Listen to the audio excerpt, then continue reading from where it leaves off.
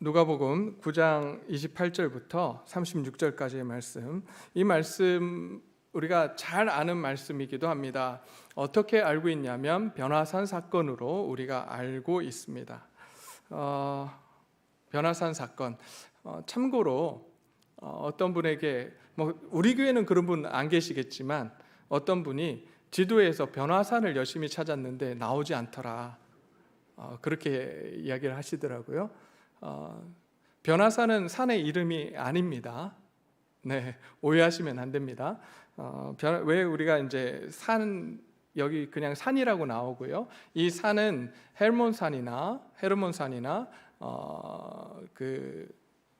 제가 갑자기 산 이름을 잊어버렸는데요.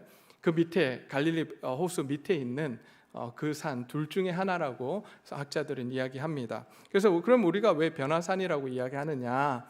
그 변화산이라고 이야기하는 것은 왜냐하면 이 산에서 예수님이 변화하셨기 때문에, 변화하신 모습을 보이셨기 때문에 그것을 그냥 우리 이 사건을 일컬어서 변화산 사건이다, 이렇게 우리는 이야기를 합니다. 그래서 이 산이 변화산, 그래서 지도에서 열심히 찾았는데 안 나오더라, 이렇게 이야기하시면 안 됩니다.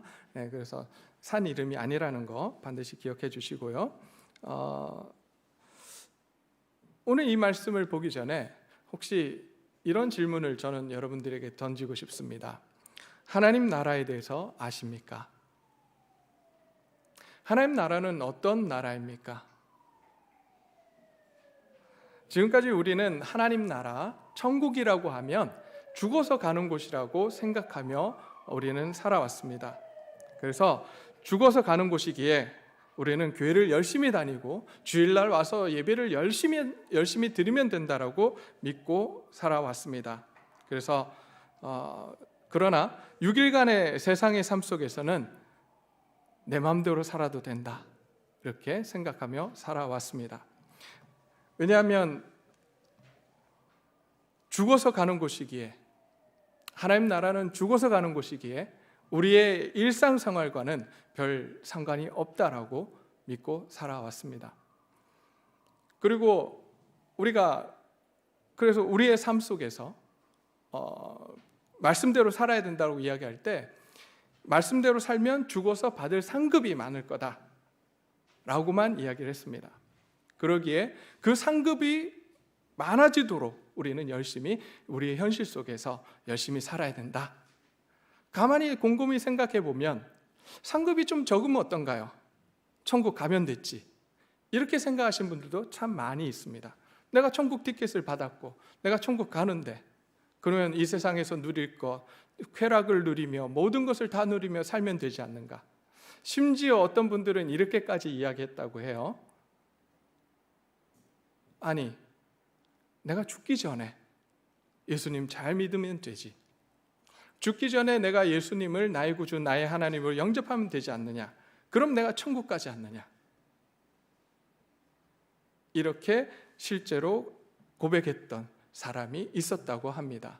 그 사람의 이름이 누구냐면 우리가 잘 알고 있는 313년에 기독교를 교회를 공인했던, 나라의 국교로 만들었던 그 왕입니다. 콘스탄틴 대제라는 사람이었습니다.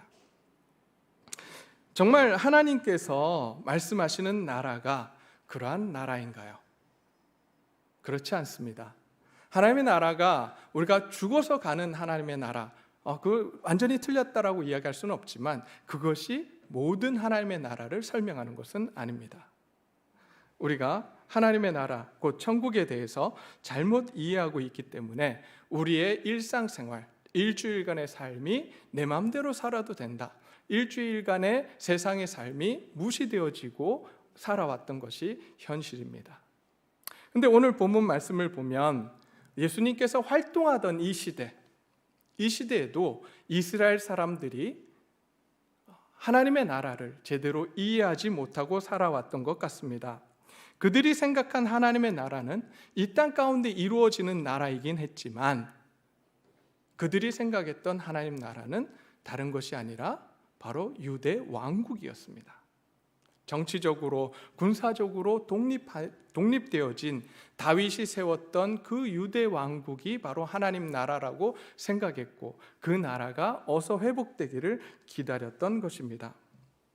이렇게 잘못된 개념을 가지고 있었던 이스라엘 사람들에게 예수님께서는 예수님의 사역을 통해서 하나님의 나라가 어떠한 나라인지 말씀해 주시고 가르쳐 주시고 또한 보여주시며 기적을 행하셨습니다. 그래서 하나님의 나라가 임할 때에 많은 병든 사람들이 어떻게 됩니까?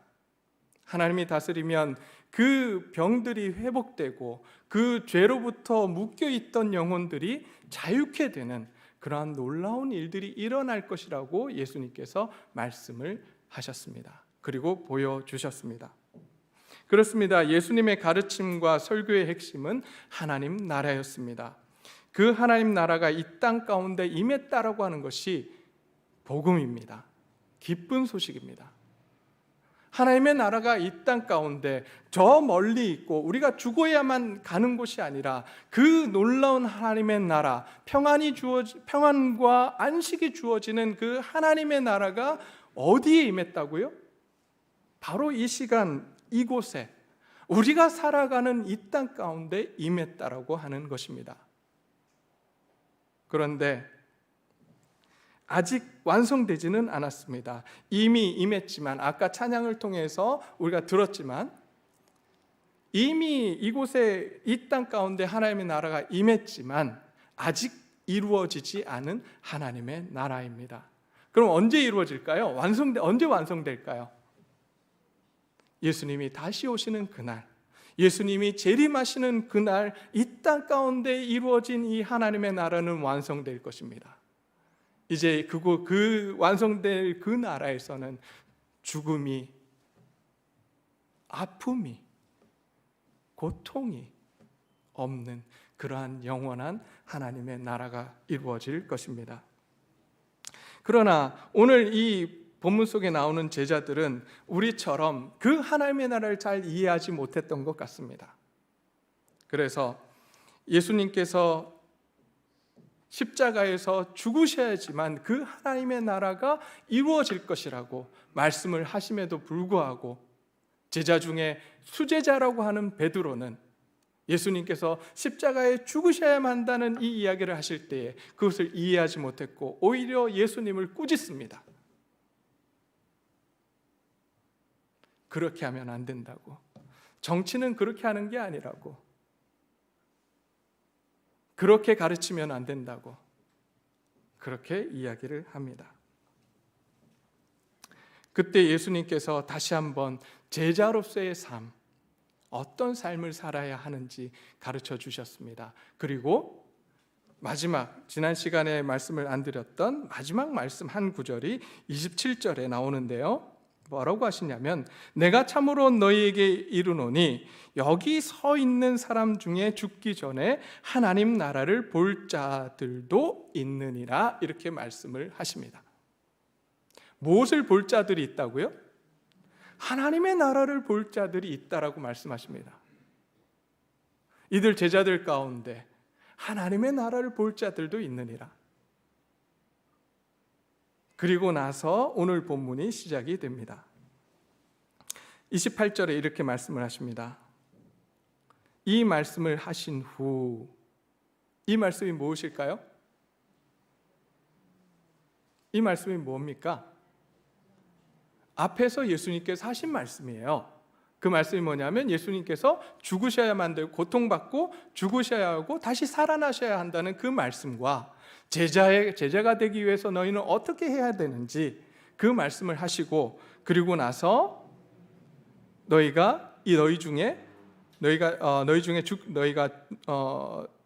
서 있는 사람 중에 죽기 전에 하나님 나라를 볼 자들도 있다라고 하는 이 말씀을 하신 후에, 그죠?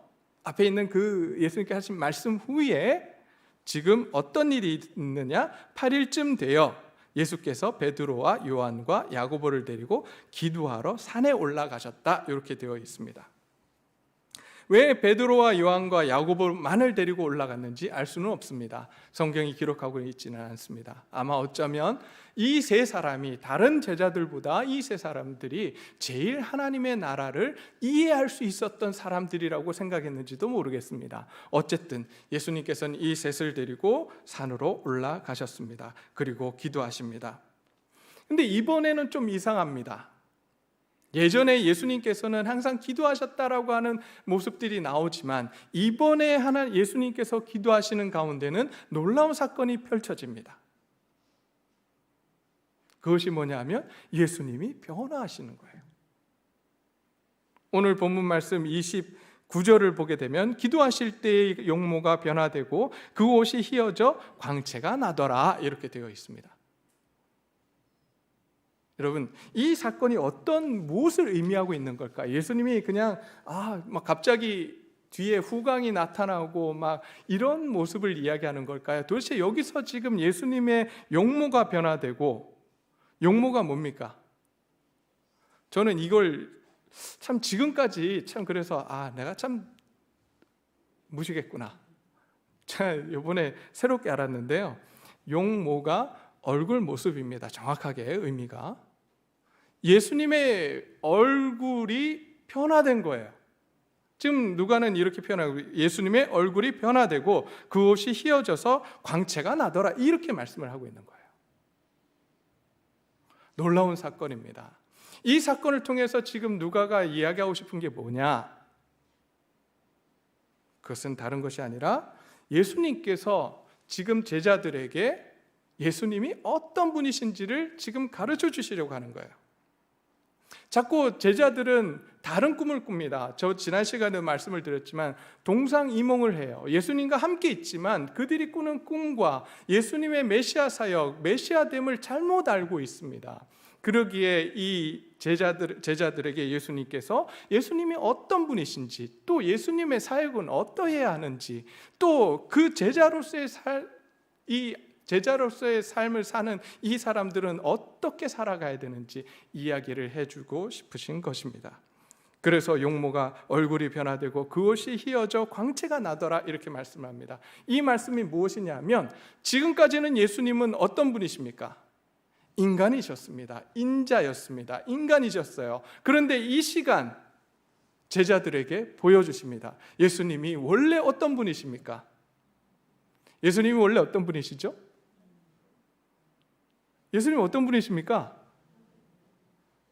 웅성웅성 한 소리가 안 들려요.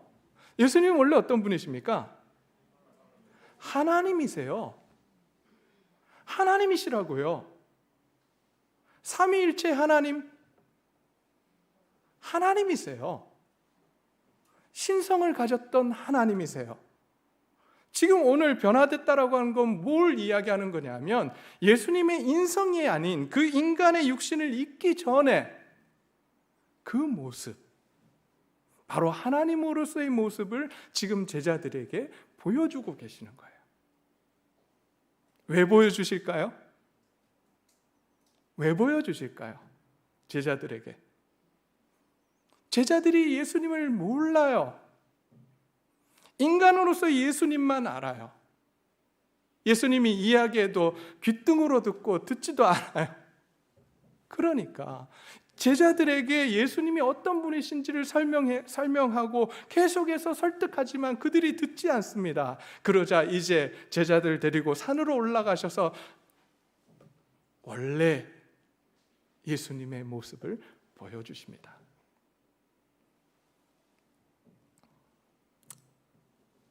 그리고 그 예수님은 영광이 가득하신 분이라고 설명을 하고 있습니다. 32절에 이렇게 나옵니다. 베드로와 및 함께 있는 자들이 깊이 졸다가 온전히 깨어나 무엇을 봤다고요? 누구의 영광요? 예수님의 영광이에요. 여러분, 이 성경에서 영광이라는 단어를 쓸 때는 누구에게 붙여지는 단어냐면 하나님께 붙여지는 단어입니다. 다시 한번 이 누가는 지금 설명해 주고 있습니다. 예수님 어떤 분이시라고요? 하나님이시다라고 지금 설명을 해주고 있습니다. 예수님의 영광, 바로 하나님의 영광이 하나님이셨던 예수님께서 그 영광을 입으신 그 사건이 바로 이 변화산 사건이다, 이렇게 지금 설명을 해주고 있습니다. 근데 그때에 누가 나타납니까? 모세하고 엘리야가 나타납니다. 별로 안 궁금하시겠지만 저는 되게 궁금했어요. 왜 이 두 사람일까? 왜 이 두 사람일까요? 다른 사람들도 많은데, 엘리사도 있었고, 그죠? 왜 많은데 왜 이 두 사람이었을까요? 자, 이 두 사람은 무엇을 대표하냐면, 모세는 무엇을 대표할까요? 율법을 대표합니다. 그러면 엘리야는요, 선지자를 대표합니다. 여러분, 마태복음에 가시면 마태복음 5장 17절에 예수님께서 이렇게 말씀하셨습니다. 내가 율법이나 선지자나 폐하러 온 줄로 생각하지 말라. 폐하러 온 것이 아니요 어떻게 하려고 오셨다고요? 완전케 하려 함이로다 라고 말씀하십니다. 그러기에 예수님께서 지금 제자들에게 누구와 누구를 보여주시냐면 모세와 엘리야를 보여주시는 것입니다. 그들과 함께 이야기하는 장면을 보여주고 있습니다. 뿐만 아닙니다. 이 두 사람은 지상에 있을 때에 하나님을 만난 사람들이었습니다. 그리고 이 두 사람은 특별한 방법으로 세상을 떠난 사람들이었습니다. 엘리야는 어떻게 떠났죠? 회리바람 타고, 불마차 불병거 아닙니다. 우리 성경을 자세히 보셔야 되는데, 회리바람을 타고 올라간 사람, 회리바람에 쌓여 승천했던 사람이고요. 모세는 어떻게 죽었습니까? 죽긴 죽었어요. 그죠? 모세 죽긴 죽었는데 어떻게 죽었나요? 네? 무덤이 있었다. 누가 묻어줬냐는 거죠. 아무도 몰라요. 묻어준 사람이 없습니다. 근데 묻어주었더라, 이 기록이 나옵니다. 그래서 모세의 무덤이 어딘지 아무도 몰라요. 근데 문제가 뭐냐면, 그럼 누가 묻었냐는 거죠. 우리가 한 가지 추측할 수 있는 건 하나밖에 없습니다. 누가 묻어줬어요? 하나님이 장사 지낸 사람, 그 사람이 모세라고 하는 거죠. 특별한 사람들이었습니다. 그리고 이 두 사람은 가장 힘들고 패역한 시대에 활동했던 사람들이었습니다. 너무나도 힘들었던, 아시잖아요? 우리가 출애굽기 계속해서 살펴봤잖아요. 얼마나 이 사람들이 악합니까? 모세 40일 동안 안 내려오니까 금송아지 만들고 난리법석이었잖아요. 그 시대의 지도자로서 섰던 한 사람, 모세였고요. 엘리야 시대에 정말 어두웠던, 영적으로 어두웠던 시대입니다. 누가 왕이었죠? 아합이 왕이었던 시대, 그 시대에 활동했던 사람이었습니다. 그러기에 그 시대에 하나님의 사랑과 은혜를 선포했던, 하나님의 구원의 계획을 선포했던 이 두 사람이었던 것입니다. 따라서 사람들은 이 두 사람을 위대하게 보았습니다. 모세와 엘리야 그러면 껌뻑 죽었어요. 이스라엘 사람들에게 모세와 엘리야는 어쩌면 하나님 다음으로 숭배되었던 사람들이었을지도 모릅니다. 그랬던 사람들이 누구 발 앞에 와서 지금 이야기하고 있는 겁니까? 여기서 예수님과 이야기했다고 해서 동등하게 이렇게 이야기했다라고 우리는 보시면 안 됩니다. 예수님은 어떤 분이시죠? 하나님이세요. 엘리야와 모세는 그냥 사람이었습니다. 그러기에 예수님을 섬기며 이야기하고 있는 장면이었습니다. 자, 그렇다면 이 장면을 보고 있는 제자들, 예수님을 어떻게 바라볼 수밖에 없습니까? 그들이 가장 존경했던 두 사람조차도 예수님 앞에 엎드립니다. 그렇다면 자기 자신들이 모시고 있었던 예수님, 어떤 예수님으로 받아들여야 되죠? 위대한 분으로, 하나님으로 받아들여야만 했습니다. 근데 과연 그랬을까요? 좀 이따 살펴보겠습니다. 자, 그리고 그 사람들이 나타나서 하는 이야기가 무엇이었냐면, 이제 그 두 사람이 나타나서 하는 이야기가 이것입니다. 31절입니다. 영광 중에 나타나서 장차 예수께서 예루살렘에서 별세하실 것을 말할세, 이렇게 되어 있습니다. 이게 무슨 말이죠? 별세하실 것을 말할세. 무슨 말씀입니까? 예수님께서 죽으신다는 이야기예요. 자, 요게 근데 저는 이 번역이 너무 약하다고 생각이 들어요. 조금 우리가 조금 더 누가가 표현을 할 때요, 이 별세하시다는 단어가 사실은 영어로 하면 departure입니다. 공항에 가면 두 섹션이 있습니다. departure 섹션이 있고 그 다음에 arrival 섹션이 있는데, departure는 뭐예요? 출발이죠. 다른 말로 얘기하면 떠난다라고 하는 거예요. arrival은 도착입니다. 근데 이 단어의 원래 헬라어, 이게 번역됐어야 됐어요. 의미가 번역됐어야 됐어요. 그게 뭐냐면요, 지금 departure로 번역을 했는데 그 원래 그 단어가 뭐냐면 엑소더스입니다. 엑소더스. 뭐냐면 우리가 여러분 성경책 이름이 쭉 나오잖아요. 영어로 이제 쭉 보면 이제 첫 번째가 제네시스, 창세기입니다. 두 번째가 이제 출애굽기인데, 출애굽기 이름, 영어 이름 뭔지 아세요? 엑소더스예요. 이게 이제 70인 번역 때 헬라어로 번역이 되면서 엑소더스라고 떠나다, 나오다, 이 의미로 그 책 이름이 주어졌습니다. 근데 오늘 여기서 떠나다라고 하는 이 지금 별세하실 것, 떠나실 것, 죽으실 것을 설명을 하면서 쓴 단어가 뭐냐면 엑소더스예요.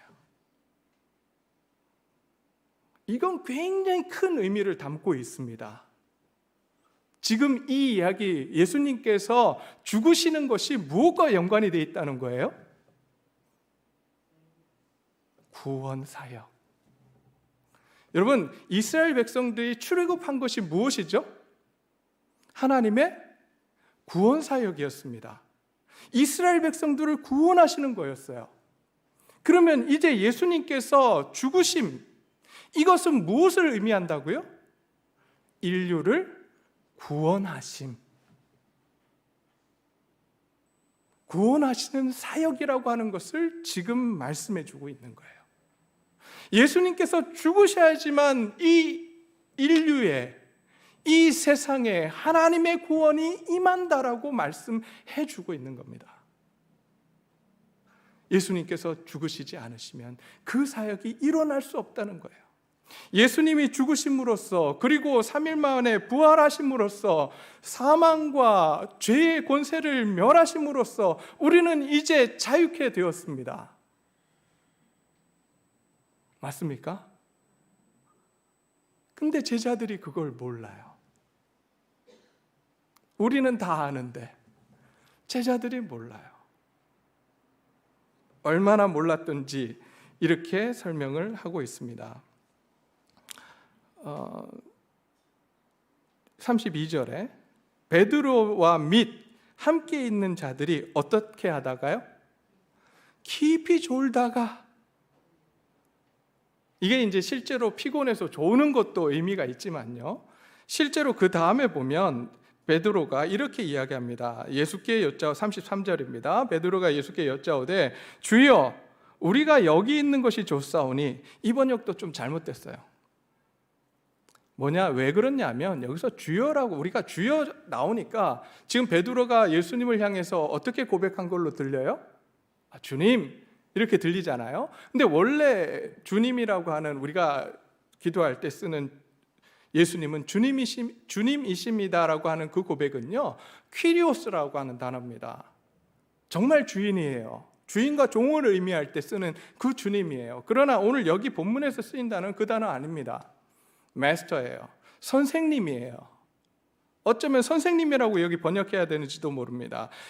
예수님께서 변화된 모습을 보이시고 모세와 엘리야와 말씀하시고, 그리고 그 예수님께서 이제 하셔야 될 그 사역, 죽으시는 사역, 십자가 사역을 엑소더스라고 하는 출애굽 사건과 연관시키면서 설명을 하지만, 여전히 베드로는 예수님을 향해서 뭐라고 부르냐면 선생님, 깨닫지 못합니다. 선생님이에요.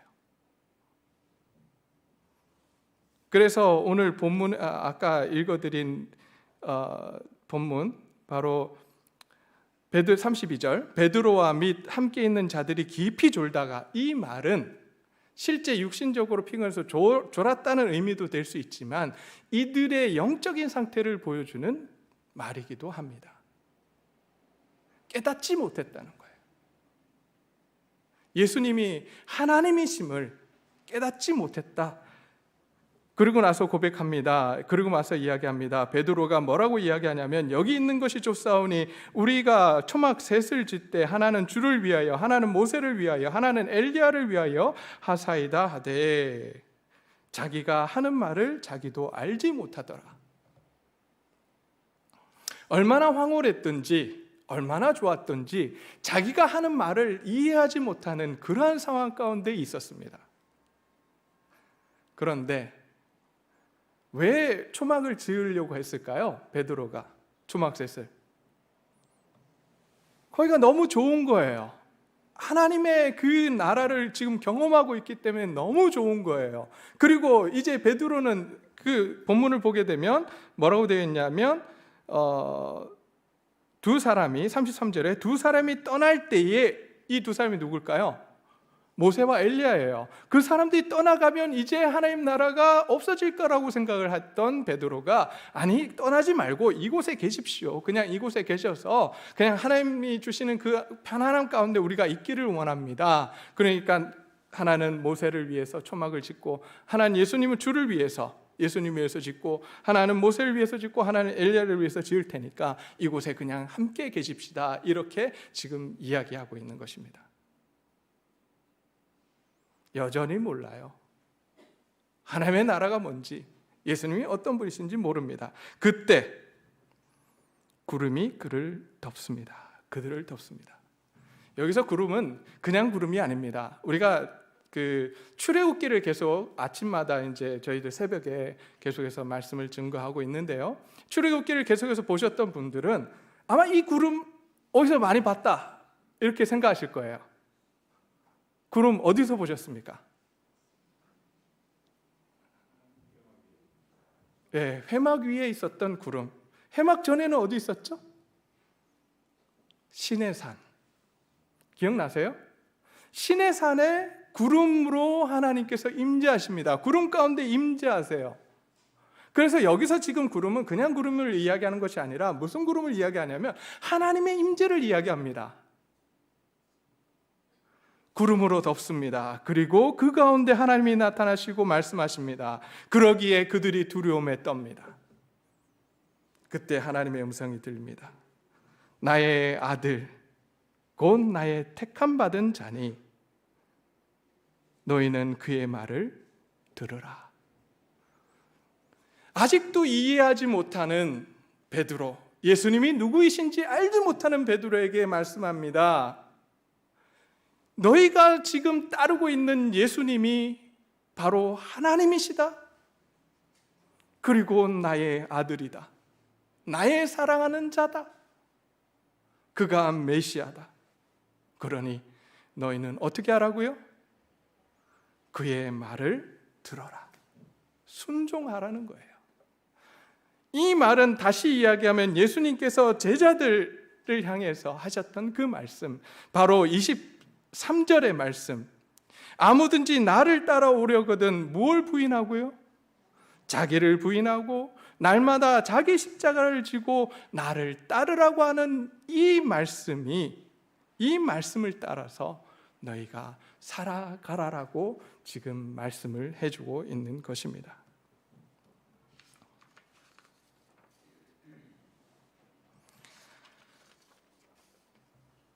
그렇다면 다시 한번 이 제자들에게 예수님께서 이 놀라운 변화산의 사건을 경험하게 하시는 이유가 뭘까요? 뭐 때문이죠? 뭐 때문에 이 놀라운 사건을 경험하게 하십니까? 제자들에게 어떻게 하려고요? 제자들 설득하시는 거예요. 제자들에게 가르쳐 주시는 거예요. 무엇을요? 첫 번째, 무엇을 가르쳐 주십니까? 예수님이 누구신가라고 하는 거예요. 오늘 이 시간 우리가 예수님이 누구이신지 제대로 알기를 원합니다. 예수님이 어떤 분이시죠? 하나님이십니다. 하나님의 아들이십니다. 메시아이십니다. 우리를 구원하신 구세주이십니다. 우리의 주인 되십니다. 그 메시아는, 그 예수님의 메시아 사역은 어떤 사역이었습니까? 죽으시는 사역이었습니다. 세상을 향해서 죽으셔야만 했습니다. 폭력으로 이루어내는 그러한 하나님의 나라가 아니라 예수님의 섬김과 죽음으로써 이루어내는 하나님의 나라였습니다. 제가 어저께 우리 전도팀 나갈 때 제가 당부를 드렸습니다.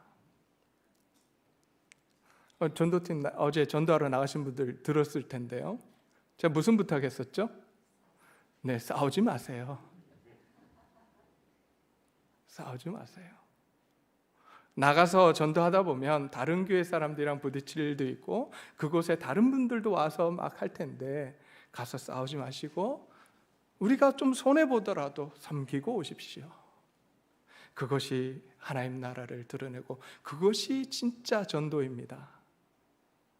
어저께 잘하신 줄 믿습니다. 네. 오늘도 나간다고 합니다. 시간 되신 분들은 함께 참여하셔서 나가셔서 또 많은 분들을 다른 것이 아니라 섬기는 그런 귀한 시간이 되기를 소원합니다. 그렇습니다. 예수님께서는 폭력적이고 싸우셨던 분이 아니십니다. 오히려 예수님은 섬김으로써 그리고 죽으심으로써 십자가에서 죽으심으로써 사단의 사망의 죄의 권세를 멸하십니다. 그리고 부활하셨습니다. 그분이 바로 우리가 믿는 예수님이십니다. 그리고 제자들에게 말씀하십니다. 뭘 말씀하세요? 그의 말에 순종하라고 말씀하십니다.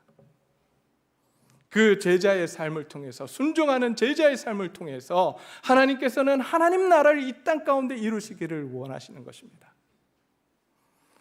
이렇게 제자들에게 주어진 이 명령은 다시 우리 교회에게 주어졌습니다.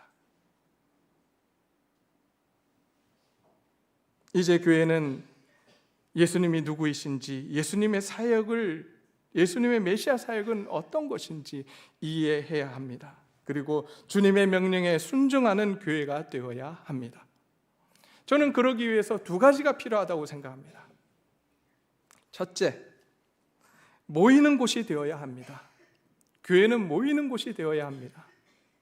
하나님의 다스림이 있고 그 모임 가운데 하나님의 영광이 가득한 교회가 되어야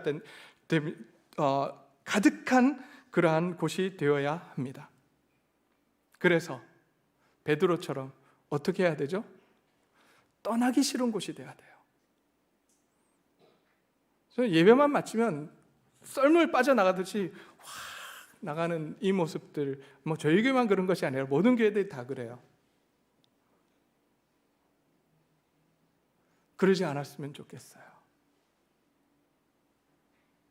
코로나 때문에 우리가 나누지 못하지만 코로나가 어느 정도 끝나고 나면 이곳에 모인 우리 성도님들의 사랑이 나누어지는, 그래서 하나님의 사랑이 나누어지고 하나님의 은혜가 나누어져서 여기가 좋사오니 여기다 초막을 짓고 살겠습니다라고 고백할 수 있는 그러한 공동체가 이곳에서 이루어졌으면 좋겠습니다.